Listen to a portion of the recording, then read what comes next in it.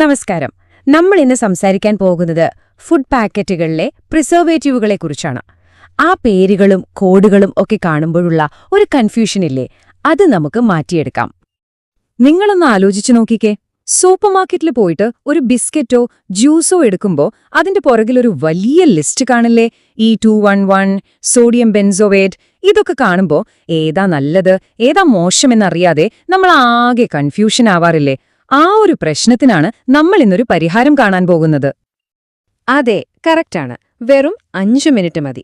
ഈ കുറഞ്ഞ സമയം കൊണ്ട് ഈ ലേബലുകൾ എങ്ങനെ എളുപ്പത്തിൽ വായിച്ചെടുക്കാം, നമുക്കും നമ്മുടെ കുടുംബത്തിനും വേണ്ടി നല്ല തീരുമാനങ്ങൾ എങ്ങനെ എടുക്കാമെന്ന കാര്യത്തിൽ നിങ്ങളൊരു എക്സ്പേർട്ട് ആവും. അപ്പൊ നമുക്ക് നേരെ കാര്യത്തിലേക്ക് കടക്കാം. ആദ്യം തന്നെ എന്താണ് ഈ പറയുന്ന പ്രിസർവേറ്റീവുകൾ? നമുക്ക് ബേസിക്സിൽ നിന്ന് തന്നെ തുടങ്ങാം. സിമ്പിളായിട്ട് പറഞ്ഞാല് നമ്മൾ കടയിൽ നിന്ന് വാങ്ങുന്ന ഭക്ഷണമില്ലേ, അത് പെട്ടെന്ന് കേടായി പോകാതിരിക്കാൻ വേണ്ടി ചേർക്കുന്ന സാധനങ്ങളാണ് പ്രിസർവേറ്റീവുകൾ. അതായത് ബാക്ടീരിയയോ ഫംഗസോ ഒന്നും വരാതെ കുറേ കാലത്തേക്ക് ഫ്രഷ് ആയിട്ട് വെക്കാൻ ഇത് സഹായിക്കും. ഇതിനെയാണ് നമ്മൾ ഷെൽഫ് ലൈഫ് കൂടുക എന്ന് പറയുന്നത്. ഓക്കെ, എല്ലാ പ്രിസർവേറ്റീവുകളും ഒരേപോലെയല്ലാട്ടോ. ചിലത് നല്ലതാണ്, ചിലത് അത്ര നല്ലതല്ല. അപ്പോൾ ഇത് എളുപ്പത്തിൽ മനസ്സിലാക്കാൻ നമുക്കൊരു സിമ്പിൾ കളർ കോഡ് ഉപയോഗിക്കാം. പച്ച, മഞ്ഞ, പിന്നെ ചുവപ്പ്.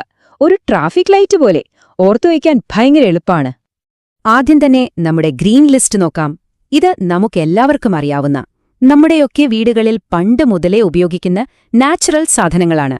ഉദാഹരണത്തിന് ഉപ്പ്, പഞ്ചസാര, വിനാഗിരി, മഞ്ഞള്, എണ്ണ. ഇതൊക്കെ തന്നെ നമ്മൾ അച്ചാറിലും ജാമിലുമൊക്കെ ഇടുന്നത് ഓർമ്മയില്ലേ? ഇവയൊക്കെ ദിവസവും ഉപയോഗിച്ചാലും പൊതുവെ ഒരു കുഴപ്പവുമില്ലാത്ത സേഫായിട്ടുള്ളവയാണ്. അടുത്തത് യെല്ലോ ലിസ്റ്റ്, അതായത് കുഴപ്പമില്ലാത്തവ. കേൾക്കുമ്പോൾ കെമിക്കൽസ് ഒക്കെ ആണെങ്കിലും ഗവൺമെന്റ് പറഞ്ഞിട്ടുള്ള അളവിൽ ഉപയോഗിച്ചാൽ സേഫ് ആണെന്ന് കരുതുന്നവയാണിവ. ചീസ്, ജ്യൂസ്, ബ്രെഡ്, ഇതിലൊക്കെ ചിലപ്പോൾ നിങ്ങൾ ഈ ലിസ്റ്റിലുള്ളവ കണ്ടേക്കാം. ഇവിടെ ശ്രദ്ധിക്കേണ്ട ഒരു കാര്യമുണ്ട്. വല്ലപ്പോഴും കഴിക്കുന്നതുകൊണ്ട് പ്രശ്നമൊന്നും വരില്ല. പക്ഷെ ഇത് ഡെയിലി കഴിക്കുന്നത് അത്ര നല്ല ശീലമല്ല. ഇനി നമ്മൾ എത്തുന്നത് ഏറ്റവും പ്രധാനപ്പെട്ട റെഡ് ലിസ്റ്റിലേക്കാണ്.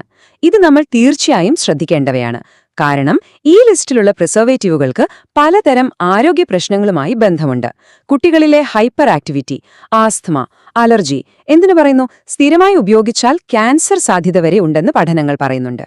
സോഡിയം ബെൻസോയിറ്റ്, നൈട്രേറ്റ്സ്, പിന്നെ ഈ ടാട്രാസൈൻ എന്ന കളറൊക്കെ ഈ അപകടകാരികളുടെ ലിസ്റ്റിലാണ് വരുന്നത്. അതുകൊണ്ട് ഇവ അടങ്ങിയ ഭക്ഷണങ്ങൾ പ്രത്യേകിച്ച് കുട്ടികൾക്ക് വാങ്ങിക്കൊടുക്കുമ്പോൾ പറ്റുമെങ്കിൽ പൂർണ്ണമായിട്ടും ഒഴിവാക്കുന്നതാണ് ഏറ്റവും നല്ലത്. അപ്പോൾ ഏതൊക്കെയാണ് ഒഴിവാക്കേണ്ടതെന്ന് നമുക്ക് മനസ്സിലായി. പക്ഷെ ഒരു പാക്കറ്റിന്റെ പുറകിൽ നോക്കി ഇതെങ്ങനെ കണ്ടുപിടിക്കും, അല്ലേ? അവിടെയാണ് ഈ നമ്പറുകൾ വരുന്നത്.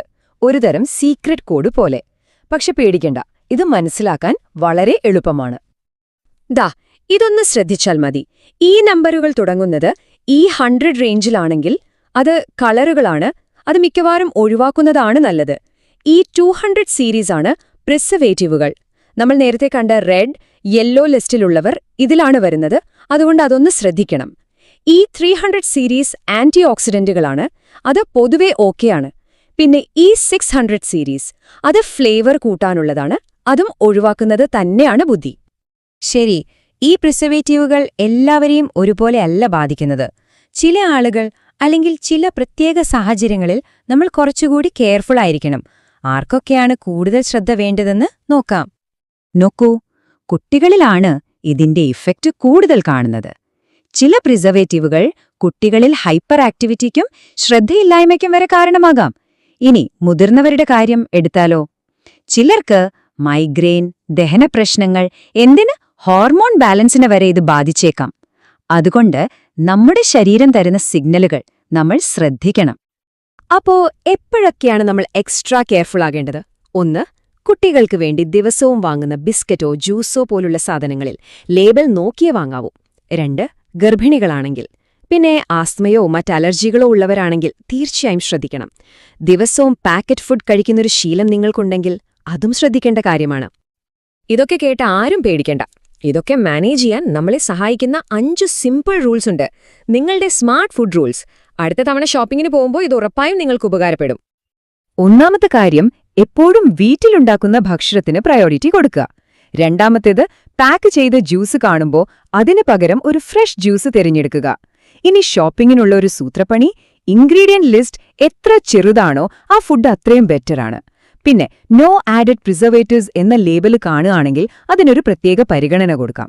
ഏറ്റവും പ്രധാനം, കുട്ടികൾക്ക് വാങ്ങുന്ന ഭക്ഷണത്തിന്റെ കാര്യത്തിൽ ഒരു കോംപ്രമൈസും വേണ്ട. അപ്പോ നമുക്കിതിൽ നിന്ന് എന്താണ് മനസ്സിലാക്കേണ്ടത്? ഈ ഒരു വാചകം ഓർത്താൽ മതി. പ്രിസർവേറ്റീവുകൾ വിഷമൊന്നുമല്ല, പക്ഷേ അതൊരു ശീലമാക്കിയാൽ പ്രശ്നമുറപ്പാണ്. വല്ലപ്പോഴും കഴിക്കുന്നതുകൊണ്ട് കുഴപ്പമില്ലായിരിക്കാം, പക്ഷേ പാക്കറ്റ് ഫുഡ് നമ്മുടെ ഒരു ഡെയിലി റുട്ടീന്റെ ഭാഗമായാൽ അത് തീർച്ചയായും ഭാവിയിൽ ആരോഗ്യ പ്രശ്നങ്ങൾ ഉണ്ടാക്കും. അപ്പോൾ അടുത്ത തവണ നിങ്ങൾ സൂപ്പർമാർക്കറ്റിൽ പോകുമ്പോൾ ഒരു നിമിഷം ആ പാക്കറ്റ് തിരിച്ചൊന്ന് നോക്കില്ലേ? ഈ വീഡിയോ നിങ്ങൾക്ക് ഉപകാരപ്പെട്ടെങ്കിൽ ഒരു ലൈക്ക് കൊടുക്കൂ. ഇനിയും ഇത്തരത്തിലുള്ള വീഡിയോകൾക്കായി നമ്മുടെ ചാനൽ സബ്സ്ക്രൈബ് ചെയ്യാൻ മറക്കരുതേ.